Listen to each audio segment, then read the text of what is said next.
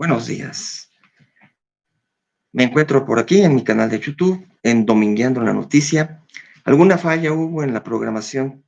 O yo no sé cuál es el procedimiento para arrancar exactamente en ella, pero ya estoy aquí, de todos modos, en este estudio de YouTube.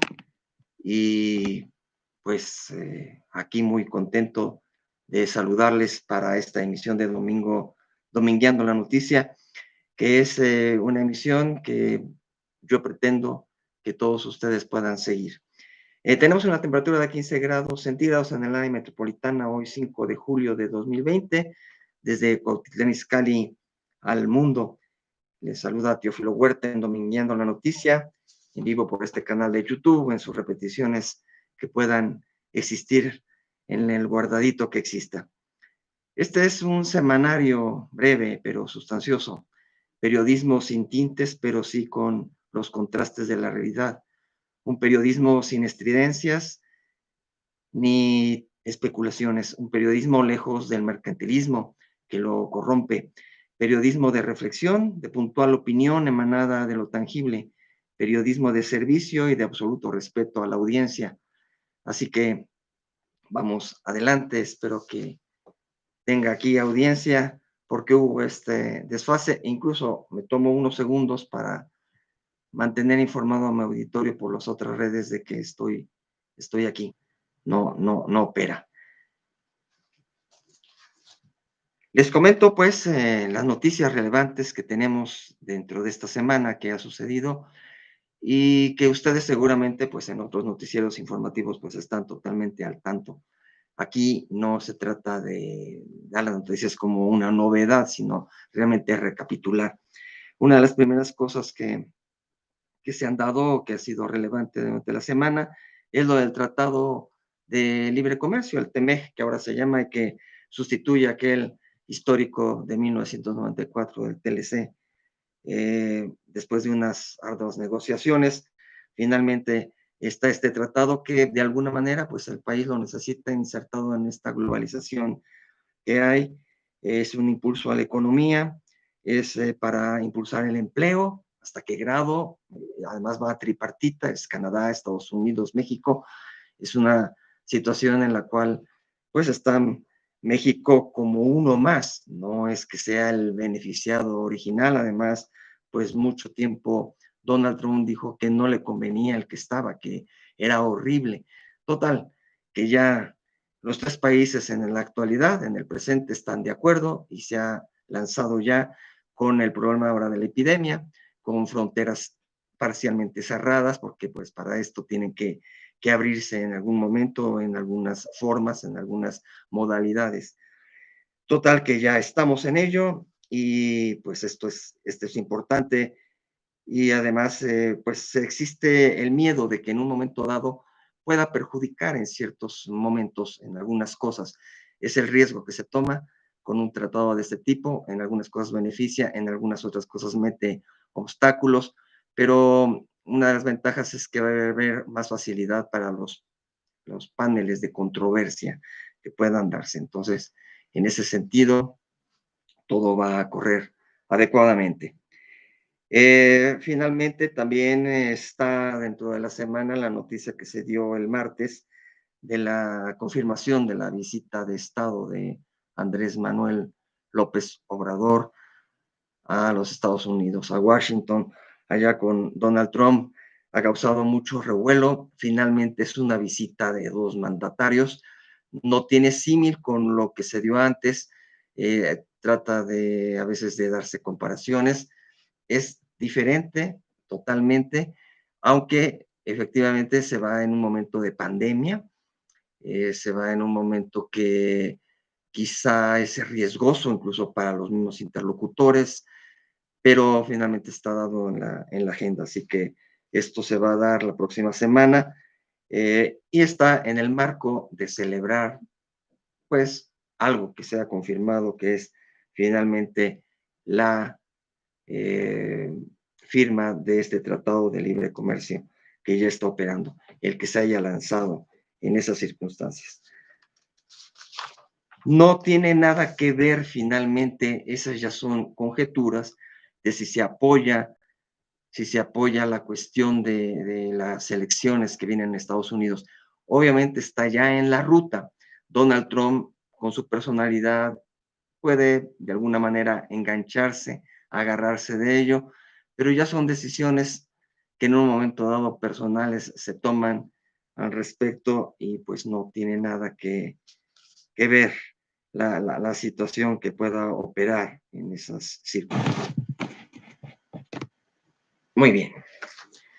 Bueno, pues aquí ya está, ya está una persona, Raúl Figueroa, saludos. Eh, Repito, esto es circunstancial, no supe operar quizá la otra parte en que tenía programado y estoy finalmente de todos modos aquí en vivo, endomingueando la noticia. Repito las partes sustantivas de que este es un periodismo sin tintes, pero sí con contrastes en la realidad, un periodismo sin estridencias, dogmas ni especulaciones, periodismo lejos del mercantilismo que lo corrompe y un periodismo de reflexión, de puntual opinión emanada de lo tangible, periodismo de servicio y de absoluto respeto a la inteligencia de todo el auditorio y que ustedes finalmente son los que se forman la opinión. Bueno, ya habíamos hablado pues de la situación del Estado, quien quiera tomarlo con otros tintes, finalmente son dos políticos, ellos pueden llevar, digamos, agua a su molino en diferentes circunstancias. Dicen que si uno lo apoya al otro, en fin, son dos personalidades, dos personajes que cada quien en su jetatura, en su condición normal, van al puntual acuerdo que tienen para conmemorar fundamentalmente el tratado, tocar algunos otros aspectos que finalmente sí, algunos otros están en disputa, algunos otros causan controversia, como la inmigración, pero ya los rasgos que ha habido de personalidad, de dichos anteriores, pues no es que queden borrados, pero finalmente este es un encuentro, digamos, de cero en adelante, ¿no? O sea, el encuentro, la primera visita de Estado de López Obrador, el primer viaje que hace, que tanto se deseaba hasta cierto punto, que hubiera viajes, porque pues ya se tenía acostumbrado desde los antiguos que realizaban estos viajes desde los tiempos de Miguel Alemán, López Mateos, que le decían López Paseos, en fin, cada sexenio pues se rompía récord casi en salidas internacionales. López Obrador, acorde a su concepción de austeridad, de no hacer aspavientos innecesarios, se ha mantenido en una política totalmente posición política y este es el primero en que ha visto la oportunidad de realizarlo. Obviamente hay muchísimos comentarios al respecto, pero el hecho está que va a haber esa visita con, con esas características específicas y punto. Ya de ahí se desprenderá cómo fue, cómo se comportaron, qué se dijo. Esos nuevos dichos constituirán una nueva noticia, totalmente. Bien, después tuvimos el martes 30 de junio dos anuncios importantísimos de el fiscal general Alejandro Gersmanero con respecto, uno, a la extradición de Emilio Lozoya, quien fue director de Pemex y quien es un presunto culpable de operaciones ilícitas con respecto a una industria y también a su papel que tuvo en el propio Pemex con contrataciones con la empresa brasileña Odebrecht. Entonces, finalmente él estaba renuente, está en España todavía, está detenido allá y no aceptaba la extradición. Finalmente, con cambio de abogados, él cede y entonces allí vendrán nuevas circunstancias porque él tendrá que declarar declaraciones que obviamente son en corto, que no se dan en general, que se avisa, que se notifica, pero la declaración pues se toma en privado y de ahí se desprenderán muchísimas más investigaciones y determinar el grado de culpabilidad que tiene en las diferentes cuestiones que se le adjudica. Posteriormente también el mismo día, en el mismo momento, Alejandro Gersmanero anunció que pues sí está girada ya una orden de aprehensión contra Tomás Herón, que era un funcionario de la anterior Procuraduría General de la República y que estuvo involucrado en las investigaciones del caso Ayotzinapa. Pero entonces allí lo que se le imputa es que hubo un mal manejo, que se ocultó información, que se sembraron pruebas, que se torturó a los indiciados, y entonces en todo ese sentido, en todo ese panorama, pues ahora, después de ser un funcionario que investigaba un crimen, ahora él es acusado, sospechoso de haber manejado mal las circunstancias. Así que se podrá también aquí pensar, lucubrar con respecto a si son venganzas políticas, pero finalmente desde el sexenio anterior, aún perteneciendo a todo ese andamiaje, ya se señalaba que pudiera haber un señalamiento, precisamente se señalaba pues que pudiera estar involucrado Tomás Herón en un mal manejo. Entonces tendrá que rendir cuentas. El señor no está muy a la mano, se le tiene que encontrar, así que quien nada teme, pues no debería de ocultarse en un momento dado. Jerez Manero sí tomó una veta política en decir, se acabó la verdad histórica.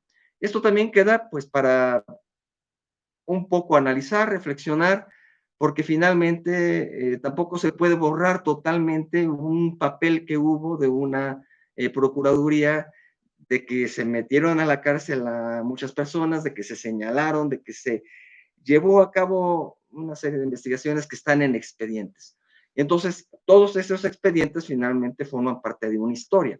Ahora bien, lo que se determinó como señalar que fueron incinerados los jóvenes un lugar específico, pues ya esto también se han hecho muchas investigaciones, no se ha logrado detectar a fondo, vino todo un grupo interdisciplinario, se mandaron pruebas fuera del país, todo esto pues ha conformado una circunstancia realmente difícil para aterrizar y encontrar ahora una nueva verdad histórica.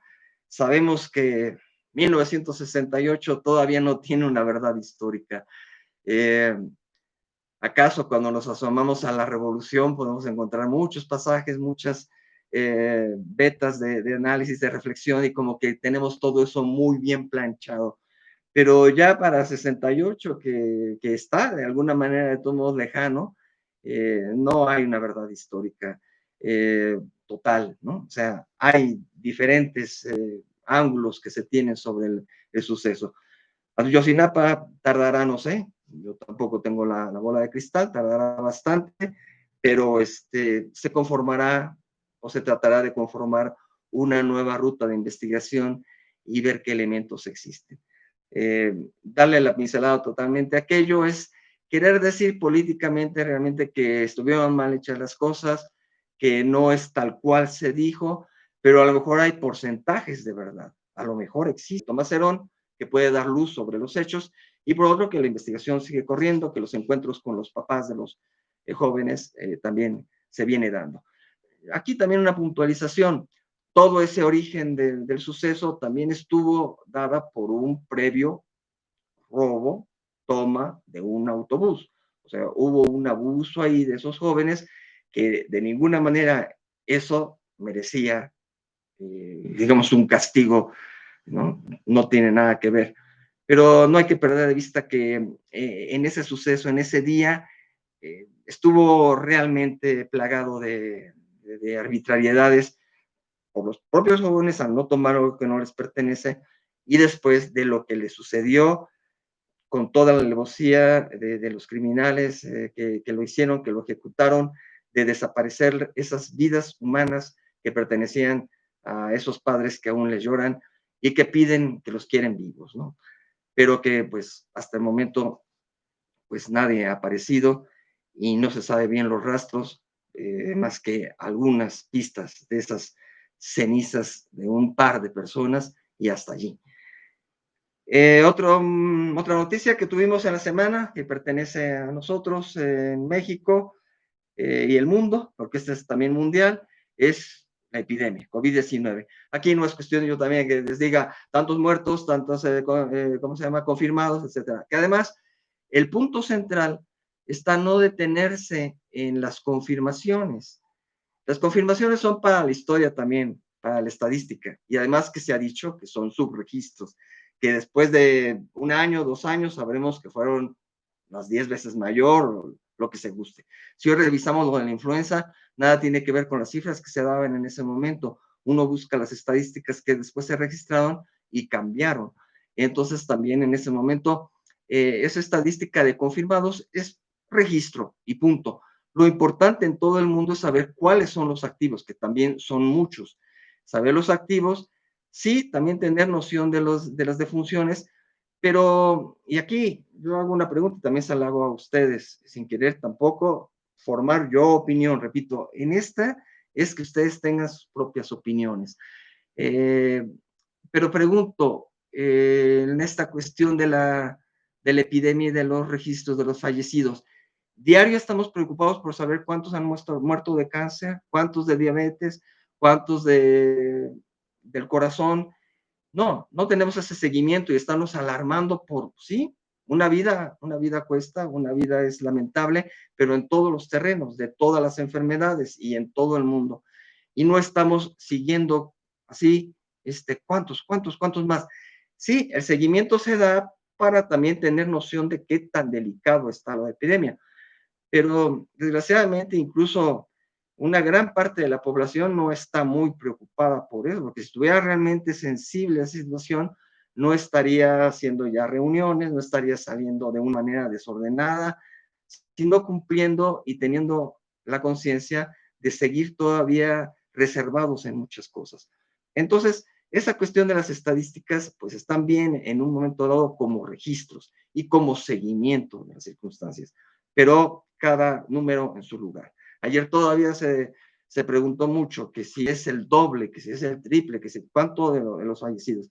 Y nuevamente, como desde un inicio se han dicho en las conferencias, sí, lamentablemente sí, pero se llevan estadísticas al momento y las otras estadísticas que se van recabando, que se puedan investigar como lo hacen a lo mejor ahora muchos otros colegas, periodistas, etcétera, pues esas van a conformar también el cúmulo después que se haga la actualización en unos meses, años posterior.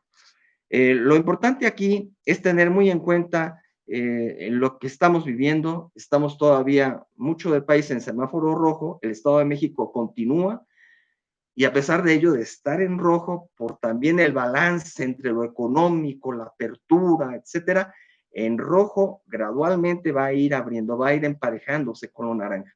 Ciudad de México definitivamente sigue en naranja eh, y esta es la situación que impera. Sí hay que estar pendientes, hay que ver las conferencias, aunque no sea diario, de vez en cuando, cada semana. ¿Qué día es un día importante? Días importantes, martes y viernes, yo creo, martes en que los registros se están actualizando bastante bien y viernes en que se dan los semáforos. Entonces, son días valiosos de ver, echarle un vistazo a la conferencia de prensa de las autoridades sanitarias.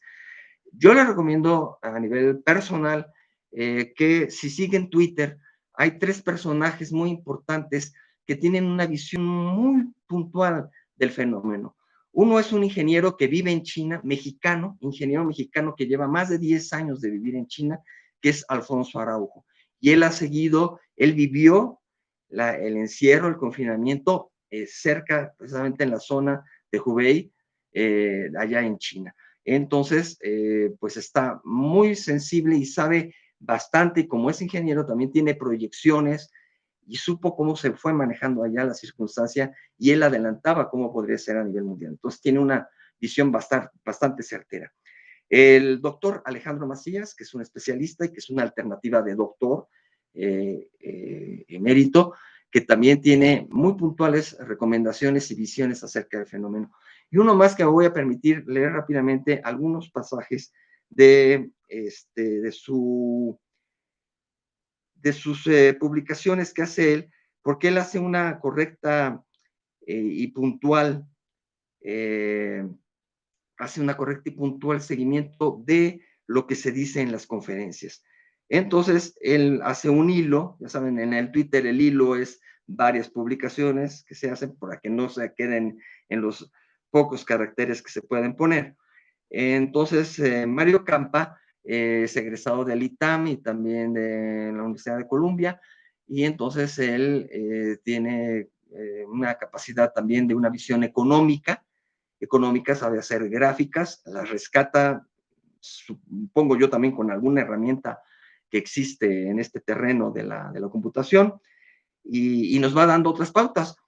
Lo mismo que se ha dicho, que se ha dado oficialmente, él lo verte más bien en diferentes formas de analizarlo y de plantear nuevas betas de las gráficas.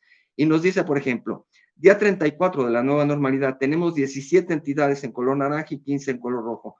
El riesgo es alto para todas. En semanas recientes vemos mejoría en el Valle de México. Eso no lo está diciendo ya la autoridad oficial, sí con base en, pero lo hace un analista y muy buen analista. Echen un ojo a Mario Campa en Twitter. Dice, el incremento diario contra el agregado de casos fue de 2.8%. Dejen ver que sigue el hilo. Ya se me perdió aquí el hilo. Después dice, enfoques alternativos, sábado contra sábado, más 56.8% contra 6.5%, menos 6.5% hace una semana. 7 últimos días contra 7 días previos, 4.7%. Las defunciones sábado contra sábado, menos 13.1%, hace el análisis. En los últimos 7 días contra los 7 anteriores, menos 28.8%. Y va marcando sus gráficas también. Aquí tiene él sus gráficas diferentes a las oficiales, o sea, otras añadidas que él va haciendo desde esta perspectiva.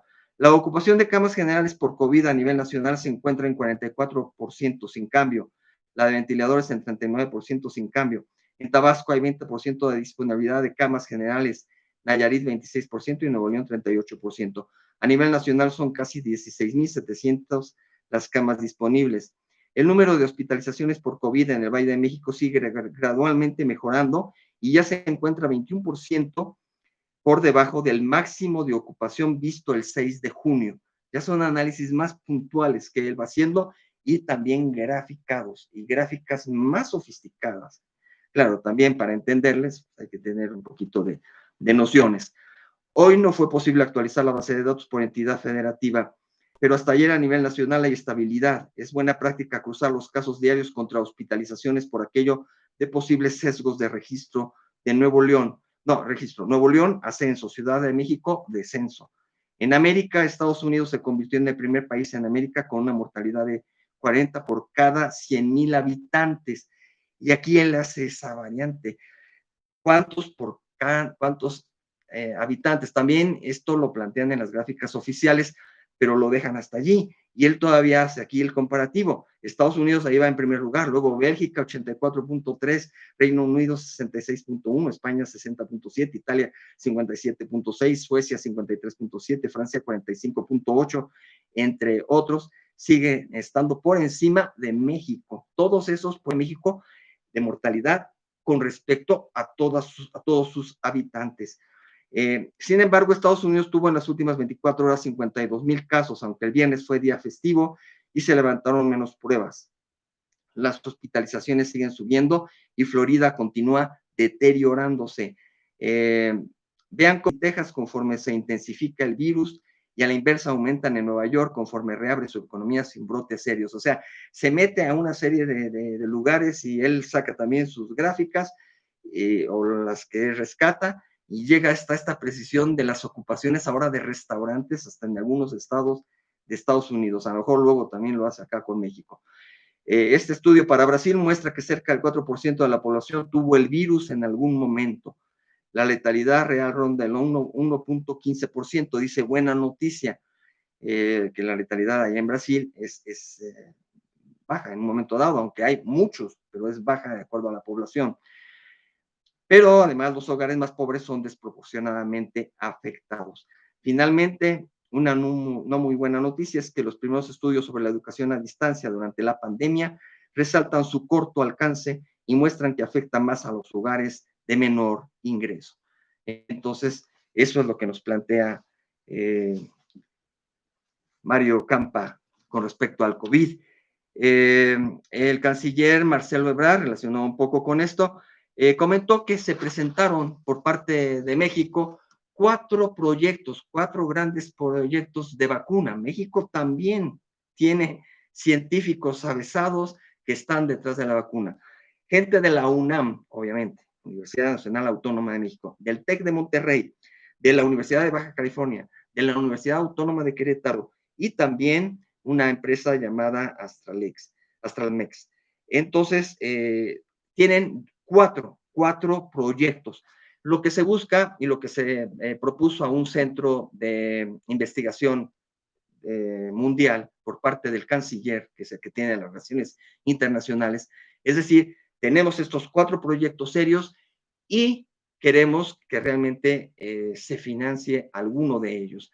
Entonces, escogerán seguramente uno de México, si lo palomean, si lo consideran pertinente, quizá pudieran decir, no, no se evalúa, no se considera, no hay los recursos para ese, preferimos el de otro país, no sabemos, eso tendremos noticias pronto, pero si se escoge uno, en buena hora, ¿no?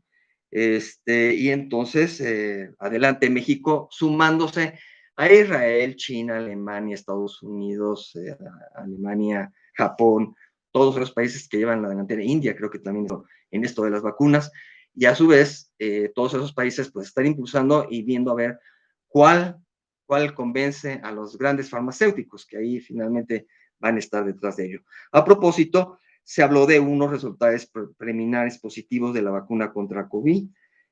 Nos dicen que Pfizer y otro laboratorio dieron un resultado positivo a 45 pacientes, son muy pocos. Ya se iba a hacer con muchos más y se detuvo por el momento ese avance. Pero hay posibilidades de que haya buenas noticias. También otra que está en la Universidad de Oxford con AstraZeneca, tienen resultados adelantados. Quizás son los que llevan la ventaja, en Inglaterra, Estados Unidos, Alemania, son los que están impulsando mucho más esto, aunque China ha puesto mucho énfasis. Israel lo había dicho casi desde febrero, desde que ellos ya tenían identificado también y que ya lanzarían. Y obviamente también ese mundo especial que existe allá en Israel, y que también de alguna manera tienen avances tecnológicos tremendos, puede impulsar, ¿no? Cuba no ha dicho mucho al respecto, pero sabemos que en la salud tiene grandes avances. Así que se están dedicando, parece que nosotros nos impacientamos, pero pues ahí están los científicos. Ojalá, como dicen, en diciembre pueda haber ya la noticia para que se pueda impulsar hacia principios de año, enero, marzo, abril, y ya justo dentro de un año nosotros digamos que ya existe totalmente la protección. Y no repitamos el 2021 idéntico, ¿no? Sino con algunos matices. En el plano económico les quiero comentar que existe esta cuestión de la quiebra de Aeroméxico. La aerolínea anunció ayer,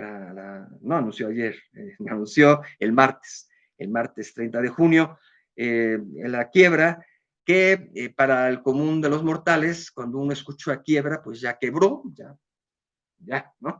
Como que ya murió.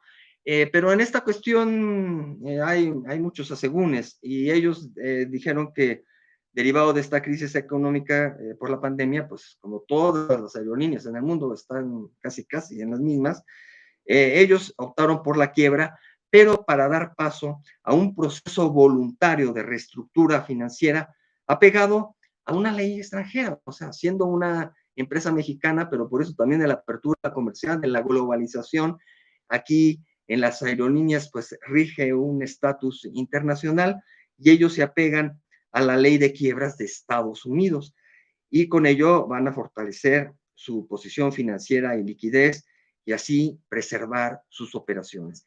Ya fue aceptado esto, va a marchar, le van a apoyar, quebrados y todo, apegados a esta ley. Aeroméxico sigue adelante y en entrevistas que dio a medios el director Andrés Andrés Coesa, él dijo que pues van a evitar cualquier otro problema y que sí visualizan que van a mantenerse y que van a recuperarse quizás hasta dentro de unos 3 años a como era la dinámica.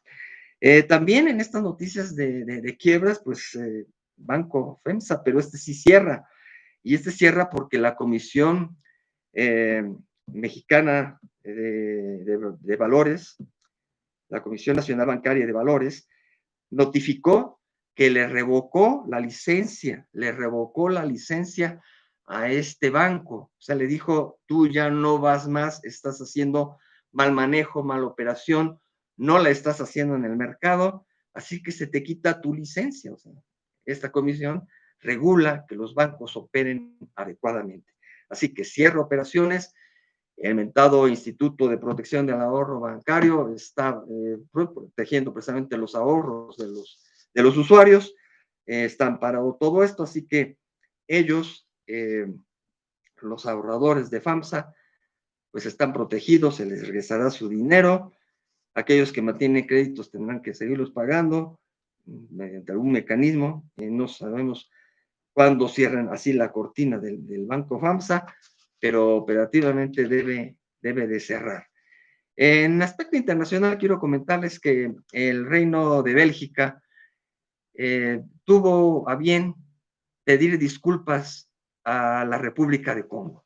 Esto es algo realmente curioso. Nos dice el periódico La Vanguardia que en la anterior semana se cumplió el 60 aniversario de la independencia del Congo y el rey de los belgas, Felipe, lamentó los actos de violencia y los sufrimientos infligidos a aquel país en la época colonial. Es la primera vez que la monarquía belga reconoce aquella cruel explotación, primero a cargo de Leopoldo II, aunque no mencionó el nombre, que tuvo al Congo como propiedad particular y posteriormente a manos del Estado belga, que causó más de 10 millones de muertes en aquel territorio. En la carta que el rey envió al presidente de la República Democrática del Congo, reconoció que en la época del Estado Independiente de Congo se cometieron actos de violencia y crueldad que pesan todavía sobre nuestra memoria colectiva. El periodo colonial que siguió provocó igualmente pues sufrimientos y humillaciones y quiso expresar pues las lamentaciones más profundas por esas heridas del pasado, el dolor de las cuales se reaviva las discriminaciones aún hoy demasiado presentes en nuestras sociedades. Así que tuvo ese verdadero detalle el rey, pues es algo que actualmente se está haciendo por la cuestión de las discriminaciones, ¿no? Entonces es algo positivo. Turbio en cuanto al color, no en cuanto a lo que ejercita cada quien en la facultad de sus características que tienen en su potestad. Es la cuestión del oro venezolano. El oro venezolano fue a parar a un banco de Gran Bretaña, allá está resguardado, y como la Gran Bretaña al que reconoce como presidente o como autoridad principal de Venezuela es a Guaidó, entonces dice que él es el único, o las autoridades del Banco Central de Venezuela, que él nombró, son las únicas que pueden extraer, sacar, retirar parte o todo el oro que tienen allá guardadito en la Gran Bretaña. Pues esto afecta tremendamente al régimen de Maduro, porque ellos también estaban en la intención pues de manejar el oro, sus recursos, pues, para lo que ellos determinen, y entre una de las cosas que pensaban es manejarlo a través de un fondo también de la ONU para apoyar con esto de la epidemia, pero para apoyar a su propia población. Entonces ahí Maduro, que democráticamente sigue siendo el presidente y el reconocido, por ejemplo, por nuestro país, es esta división que se daba como cuando acá Benito Juárez y Maximiliano, ¿no? El emperador Maximiliano para unos, Benito Juárez en el retiro, pero presidente de México, y la historia que finalmente triunfa Benito Juárez, pues reconoce a Benito Juárez, pero de todos modos no podemos borrar a Maximiliano. Entonces los venezolanos viven esa ambigüedad entre Guaidó y Maduro. Y los países que apoyan a Maduro, pues ven a Maduro, tratan con Maduro. Gran Bretaña, dicen, incluso los agentes de Maduro dicen, pues Gran Bretaña sigue teniendo las relaciones que tiene las pocas que pueda tener, pues las tiene finalmente de alguna manera como con el presente, ¿no? Y no con el que se asume como titular del poder, que es Guaidó.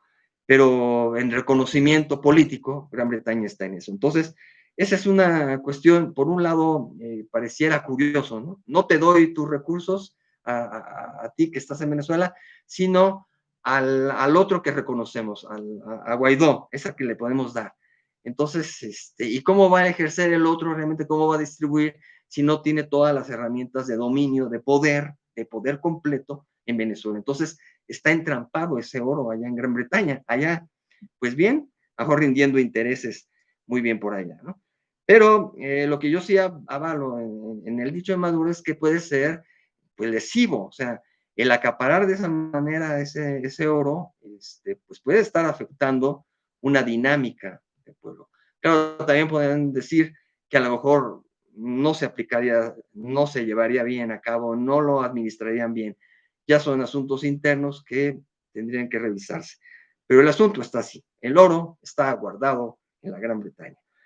Hablando de acaparamientos, Estados Unidos se pasa de vivo y acapara todos los medicamentos del mentado Remdesivir, que es el medicamento que hasta ahorita varios países han dicho, este es bueno para asuntos graves, así como el otro derivado de cortisona que anda por allí y que ya México también sí va a asumirlo y va a tener bastantes lotes para enfermos delicados, ¿no? Este otro medicamento.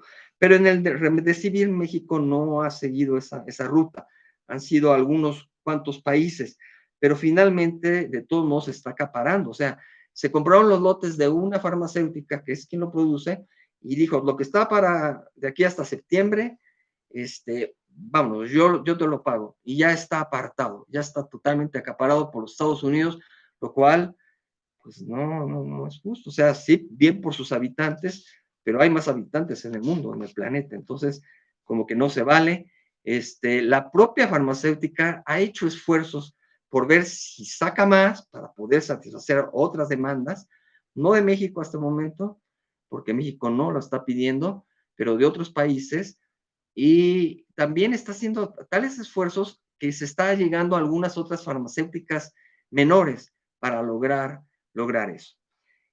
Ahora que veo aquí la cuestión del chat en directo, me quiero asomar todavía un poquito al anterior que tenía, por si no andan perdidos allá algunos compañeros, pero no, como que aquel pues se bloqueó, tenía yo que darle un clic en una parte central, ¿no? Pero bueno, estos son aprendizajes que se van haciendo, entonces o le aprende bien cómo se le da un clic a algo programado, o me meto directamente en vivo y sin darles link antes para estar por acá.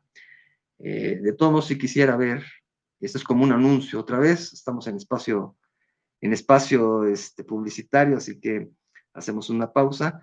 Me quería yo dar una asomadita a la cuestión de, curiosamente aquí parece que se salió no, aquí está en Facebook. Si alguien me había visto, pero como es tan temprano, pues finalmente todos los que estaban pendientes, pues a lo mejor o siguieron dormidos o se perdieron en el otro canal. Pero bueno, agradezco a quien esté siguiéndome por el momento. Además, pareciera que quien puede poner chats son seguidores totalmente también de YouTube y no los que no tienen un canal. Pero bueno, estábamos en esta cuestión internacional y luego también en el aspecto científico internacional, una noticia que me llamó la atención y que la comparto con ustedes, seguramente por ahí la vieron, es esta cuestión del descubrimiento, el invento que ya se aplica, sobre todo en aeropuertos, de la termografía infrarroja, ¿no? Pantallas que de alguna manera al pasar uno lo auscultan a uno con rayos infrarrojos y entonces uno sabe, bueno, los que interpretan saben perfectamente algunos detalles, además de encontrar a lo mejor algunos objetos en el cuerpo humano, saben fundamentalmente ahorita en estos tiempos de pandemia, si la temperatura está elevada, ¿no? ¿Y a qué grado? Eso es muy bueno. Pero lo que detallaron fueron características hasta que se pueden utilizar ya muy bien también en la investigación, ya dejar aquel otro detector de mentiras y ahora utilizar este más fiable, porque se puede ver cómo uno se puede acalorar o puede cambiar en su temperamento, sus características internas ante un interrogatorio judicial, penal. Entonces, es muy interesante que se pueda aprovechar científicamente. La nota es curiosa, la nota que proviene de la BBC, porque en algún momento también tiene que ver con aspectos de la vida cotidiana y hasta con el amor, ¿no? Qué tan fiel es la persona, qué tan enamorado está de la otra persona. Y imagínense que cada quien tuviera un aparatito, ¿no? De termografía infrarroja, y entonces ahora, a lo mejor después, y lo digo, los propios celulares, o a lo mejor ya existe de alguna manera, de determinada manera, en algunos, y yo no soy ningún descubridor, de que en el propio celular uno lo haga, pero que uno tuviera totalmente ese programa y uno lo haga así directo y le aparezca, a ver, ¿me estás diciendo la verdad o no? No, que sí, que, a ver, y entonces ya te detecto y en ese momento sé si me estás diciendo la verdad, no, si estás dudando. Y uno de los rasgos curiosos, cómo es la ficción y cómo llega a la verdad. Quizá estos autores no son tan descabellados en plantear sus cosas. El punto central también para saber si se está mintiendo es en la punta de la nariz, o sea, lo que refleje a la hora que le pasan ese infrarrojo al cuerpo humano es detectar en la punta de la nariz qué coloración toma y ahí saber si es una mentira o una verdad, o está ahí dudosa la situación. Pues esto nos lleva nada menos que a Pinocho, incluso así le llamaban a decir, la temperatura de la punta de la nariz, el efecto Pinocho le llaman, así que no es descabellado que a Pinocho le creciera la nariz por mentiroso. Ese es uno de los detalles que están por acá. En la materia deportiva, lo único que quería yo comentar, pues es el arranque de un torneo que más que nada es por la búsqueda de recuperación comercial, económica, de ensayo, de práctica de los equipos de fútbol mexicano. Y entonces en esta semana ya en Mazatlán y los Tigres empataron a 0, el América derrotó al Toluca 2-0, el Cruz Azul goleó a los Pumas 4-1 y las Chivas le ganaron al Atlas 2-0, así que así va la situación. Hoy todavía está el corte de agua por el sistema Cutzamala de mantenimiento que se le está dando. Desde la madrugada no hay agua. No, ayer fue cuando lo cortaron en la madrugada. Entonces se supone que hoy la rehabilitan, hoy la deben de rehabilitar, pero estamos con los efectos todavía del corte de agua. Y a veces son muy visibles, ¿no? O sea, como que no echan a operar ahí el apagador para que funcione adecuadamente. Entonces se padece un poco esto del agua, del sistema Cutzamala que se está manteniendo en varias delegaciones de la Ciudad de México y varios municipios, incluido de Cuautitlán Izcalli, en el Estado de México. Estoy por concluir, nada más yo quisiera mencionar algunas efemérides históricas. Pues ocurrió la noche triste de Hernán Cortés. Bueno, ahora además ya estoy teniendo conexión inestable, ya parece que ya regresó. Entonces, 30 de junio de 1520, la noche triste de Hernán Cortés. Ahora dicen que también del lado nuestro debería decir la noche victoriosa, ¿no? Es un momento histórico muy semejante a la batalla de Puebla, o sea, es un triunfo de los nuestros, acá de los mexicas, igual que la batalla de Puebla, el triunfo de los mexicanos sobre los franceses, en un día, una batalla que causa estragos en los contrarios. Acá en Hernán Cortés, que sufrió, que aparentemente se lamentó, quién sabe si haya derramado lágrimas y quién sabe si en ese árbol y en ese lugar, pero salió huyendo por la calzada México-Tacuba hacia estos lugares y después fue a dar para Tlaxcala nuevamente a reforzarse. ¿Y qué hizo? Pues regresó y apabulló y conquistó totalmente y se convirtió nuestro territorio en Nueva España. Así de grave estuvo el asunto. Entonces, igual con la batalla de Puebla, gloriosa batalla, y después los franceses nos derrotaron, después huyeron por situaciones internacionales, pero finalmente ellos estaban saliendo con el triunfo sobre nuestro país, ¿no? Entonces, son de esos detalles históricos que nos enorgullecen en un momento dado, pero pues por un momento, ¿no? Es un triunfo, pero no llegamos a la final. Entonces también tenemos que, fíjense que el 30 de junio, pero de 1979, nació el escritor José Emilio Pacheco. Después, el 2 de julio, pero de 1877, también nació el escritor alemán-suizo Hermann Hesse. El 2 de julio de 1915 murió nada menos que en París, Francia, Porfirio Díaz.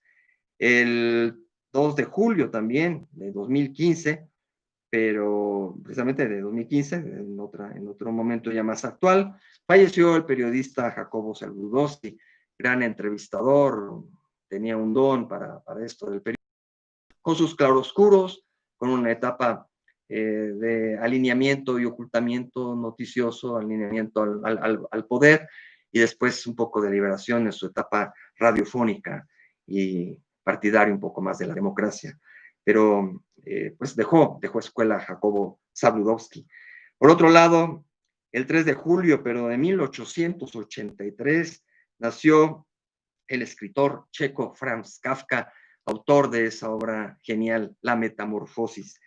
El 3 de julio, pero de 1955, se dio la posibilidad que las mujeres votaran por primera vez en México. No demasiado lejano, sí, ya bastantes décadas, pero caray, las mujeres que ahora pues andan con todos sus movimientos muy actuales y pidiendo otras demandas todavía en este siglo XXI, pues ya en el siglo XX, a mediados del siglo XX, habían hecho un gran movimiento, porque hasta antes de eso, al menos aquí en México y también seguramente en muchos otros países, no existía el derecho de votar. La mujer era visto como alguien, un personaje secundario.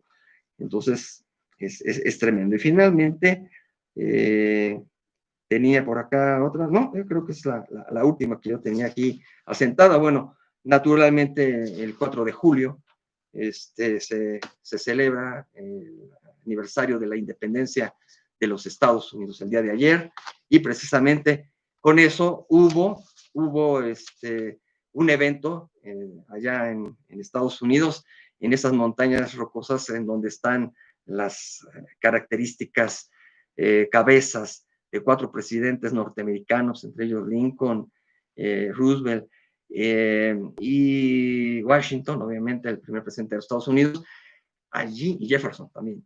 Ellos 4 están allí, y con ese marco espectacular, Trump, desde una noche antes, el 3 de julio, celebró con fuegos artificiales y contra lo que los nativos pedían que no se hiciera allí, y con mucha gente sin sana distancia y sin cubrebocas, con el riesgo ya de la epidemia, celebró ahí con, es decir, con un riesgo electoral, obviamente, claro, también desde la óptica de celebrar su independencia, ¿no? Es como aquí el grito de independencia en México, allá celebró con fanfarrias y fuegos artificiales en la independencia norteamericana, Donald Trump. Pero obviamente esto se ve mucho en su marco electoral y no midiéndose, no teniendo recato por esta cuestión de la epidemia, sobre todo en una fase tan especial. Ya sabemos que el virus se va a quedar acá y que si de repente pasáramos al amarillo en estas zonas, el verde está muy difícil, pero quién sabe, porque cuando esté casi llegando el verde se va a poner rojito con las gripas de octubre, con la mezcla de la influenza. Entonces, esto en amarillo, pues se podrá suponer que a lo mejor acá en México también se vaya a dar el 15 de septiembre con algunos rasgos de cuidado, de control, etcétera, ¿no? Seguramente, porque también no se quiere perder esa posición de política que tiene esta cuestión histórica de los gritos. Así que es una circunstancia que se va a dar, seguramente, salvo que sí estemos muy delicados todavía con los semáforos y se tenga más recato y conciencia en no llevar a cabo el evento. Pero allá en Estados Unidos, en semáforo rojo, digamos, porque también tiene sus semáforos de esos colores, en semáforo rojo en muchos estados, se llevó a cabo y además sin ninguna precaución. Finalmente también, rematando, les comento acerca de las noticias falsas, los fakes. Tenemos nada menos que a principios de semana se habló de que el líder petrolero Carlos Romero de Champ estaba contagiado de COVID-19. Fue una noticia totalmente falsa. Y después tuvimos una noticia falsa que no solamente rondó en las redes sociales, sino que saltó de la televisión, que fue nada menos que el periodista Ciro Gómez Leiva, que dijo que posiblemente que estaba en manos de la jefa de gobierno en la Ciudad de México. Lo delicado aquí, aunque dio pie a que ella tendría la última palabra, está en el punto en que señaló, empezó su noticiario con el mapa, como si él fuera el que presenta los mapas de la conferencia, un mapa igualito y con la Ciudad de México en verde. La autoridad sanitaria es quien presenta los mapas. Yo ahorita puedo presentar un mapa, ¿no? Y lo pongo todo verde o lo pongo azul, ¿no? Maravilloso. Invento un color, ¿no? Estamos en azul maravilloso. No, no se vale presentar un mapa que no pertenece a la realidad, a lo oficial, pues tenemos que acatar a lo oficial. Argumenta a posteriori que lo tomó, no el mapa, tomó un Excel, un desplegado de una publicación en Twitter de Héctor Astudillo, gobernador de Guerrero. Pero él no da la última palabra tampoco oficialmente, para su estado sí. Quizá también ahí hay un error de parte de quienes están en una junta de trabajo y empiezan a manejar papeles de trabajo. Analizando ese mentado Excel, como que sí hay un verde allí, pero como que a lo mejor se les traspasó porque no se ve ubicado donde debería de ir. Hay un hueco donde debería de ir que está en gris. Entonces, como que ahí lo armaron y estaba mal armado y entonces fue un error de ejecución. Pero tampoco se puede imputar, decir, oigan, están trabajando ahí mal con un... No, porque era un trabajo privado, digamos, hasta cierto punto, sí, de interés de Estado, pero con los gobernadores, con la Secretaría de Gobernación, con la Secretaría de Salud. Es un papel de trabajo el que se está teniendo. Entonces, en ese sentido, no tiene por qué considerarse que es algo que se pueda dar al público, no es una noticia, es finalmente una especulación. Y empieza llamativamente su noticiero, no, con el mapa que ellos hacen, que hace la producción, ponen el verde, ¿con el permiso de quién? O sea, porque había en un papel de trabajo a lo mejor un error, o a lo mejor que hubiera sido, sí, lo estamos mejor catalogando, lo dejamos a estudios, es un papel de trabajo, no es determinante. Entonces, también hay mal por el gobernador en dar a conocer a su población que ellos están en naranja con esa imagen. Pues que lo dé a conocer simplemente con su texto o con otra imagen que ellos generen, diferente, con otra argumentación, pero no con un papel de trabajo que se toma de una junta. Entonces, esto sí es falsa noticia. Dice que no mintió, sí mintió porque está tomando algo que no es auténtico, que todavía no es verdad, que no está determinado y por lo tanto está dándose salto. Y era totalmente ilógico. Días antes y también para subrayar un día posterior, la jefa de gobierno, Claudia Sheinbaum, dijo, estamos más cerca del rojo que del amarillo o del verde. Obviamente, porque apenas está saliendo del rojo, está en eso. No se podría dar un salto así al verde. Era incomprensible. Quería ganarse la nota, ganarse ese público que, pues no sé, supongo yo que no se puede caer en esa trampa, ¿no? Disculpas, pero es totalmente una falsa noticia. Sí lo es, sí es de mentira, a pesar de que su fuente noticiosa sea algo que toma, pero no es algo oficial, es aparentemente oficial de un gobernador, pero él está hablando además de Guerrero, no está hablando de la Ciudad de México. Seguramente ese Excel tenía una falla, y si no la tenía, era un papel de trabajo previo. Perdón, ya me extendí en eso, pero es algo de lo que estamos viviendo y que luego dicen que no se pertenece a eso de la infodemia, sí se pertenece, sí es un periodismo escandaloso, amarillista, que debemos ir contra él y que yo los exhorto a que no caigamos en eso. A veces hay que ver esas, las noticias, pues sí, hay que monitorear, hay que estar al tanto de ello, pues porque es parte también de nuestra realidad, los propios noticiarios. pero ver cómo lo dicen, analizar bien el cómo, todas estas máximas del periodismo, qué, quién, cómo, cuándo, dónde, por qué y para qué, también el público aplicarlo, también analizarlo, reflexionarlo. ¿Qué está diciendo también este periodista? ¿Qué estoy diciendo yo? Yo ahorita, en este momento, ¿qué les estoy diciendo? ¿Quién soy? ¿Qué digo? ¿Cómo? ¿Y para qué? Ahí podemos encontrar muchos secretos de algunos colegas o pseudo colegas que lo hacen con alguna otra causa, mercantilista, política, personal, y para qué, también para fines políticos, ideológicos. Ahí hay que encontrar las bases. Como público, yo los exhorto a estos principios periodísticos de esta parte emisora, a que también de la parte receptora se tengan en cuenta. ¿Quién? ¿Cómo? ¿Cuándo? ¿Por qué? ¿Para qué? ¿Qué? Todo esto quede por parte de la noticia. O sea, nosotros lo tenemos que hacer de los hechos.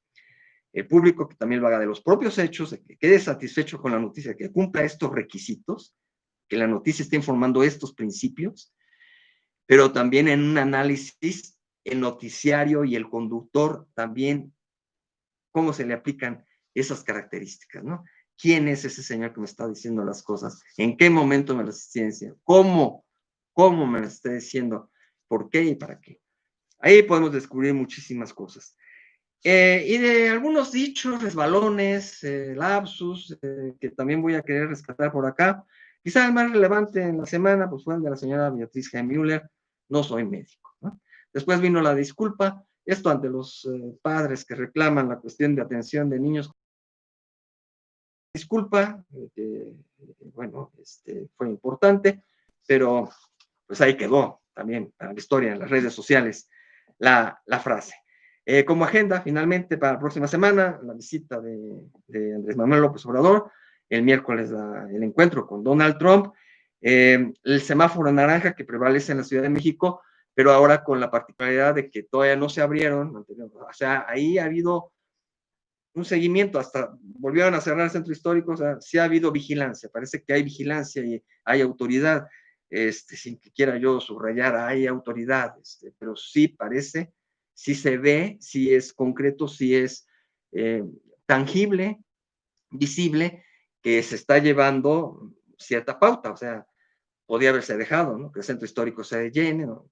Que el fin de semana se volvió a cerrar y va para atrás y entonces a regular más las cosas. Y se detuvo lo que ya pues, se podía hacer, se detuvo hasta el miércoles, incluso no el lunes, la apertura de centros comerciales que se inundan, ¿no? Y que tendrán que ser con algún porcentaje. Lo que está curioso es que en el Estado de México, con semáforo rojo, también va a haber esa apertura. Se le llama que es gradual y con orden, ¿no? Entonces, es una variante, es ese tinte que se tuvo también en la Ciudad de México entre el rojo y naranja, pero aquí ya más pintándose de naranja en el Estado de México, sobre todo por estos municipios que pertenecemos más al Valle de México, pero ahora no dividieron, aunque les habían dado un poco la pauta, hubieran podido dividir totalmente el Estado de México como estado peculiar frente a todos los demás, y entonces decir, esta oriente del Estado de México es color naranja y el otro prevalece en rojo. No, a la meva dejan todo el completito entre rojo y naranja. Vamos a ver, quizá de esta semana que viene a la siguiente ya declaren totalmente el color naranja, ¿no? A máximo 2 semanas el Estado de México también posiblemente puede estar en naranja. Y no lo estoy diciendo tampoco con base más que en la tendencia que se ha señalado y en esta pauta, en esta línea que el propio gobierno va a tener a partir de la semana próxima con, con esta apertura de lugares, de más locales y de más vida en las calles, pero siguiendo protegiéndose todos los demás. Y finalmente, pues esto es lo que tenemos. Les agradezco mucho la atención en este Domingo Noticia. Sé que la mayoría que me haga el favor lo va a hacer en forma ya grabada. Y la siguiente, pues estaré más pendiente de avisarles y de no confundirlos con un link que no me funcionó por el otro lado y entonces tomar mejor el momento del en vivo por esta misma vía, este canal de YouTube, pero, pero bueno, Muchísimas gracias por la atención y nos vemos el próximo domingo aquí a las 8:30. ¿Por qué tan temprano en domingo? Pues para despertar, para estar ágiles en un domingo y tener además facilidades de ancho de banda aquí desde este estudio de Cuautitlán Izcalli. Muchísimas gracias por su atención, por su seguimiento y nos vemos. Quienes me vieron en vivo igual y quienes me ven grabado, ojalá también me puedan ver en vivo la próxima semana, ya sin tanto problema técnico que todos se sigue teniendo, eh, en vivo, aquí, en esta emisión. Gracias a Raúl Figueroa, a Mari Carmen, eh, pues también muchos saludos, a Naomi Guzmán, a todos ustedes por este seguimiento y hasta el próximo domingo. Hasta luego. Ahora también para darle el terminar, aquí está clarito, este sí está clarito. Allá no había ninguna parte clara que dijera iniciar emisión, yo le ponía nuevamente editar, nuevamente las cosas, y no vi en ningún momento el terminar, el iniciar emisión. Así que, de plano, la próxima vez no les pongo link anticipado, simplemente les digo que por aquí me pueden encontrar y nos vemos. Hasta luego, muchísimas gracias.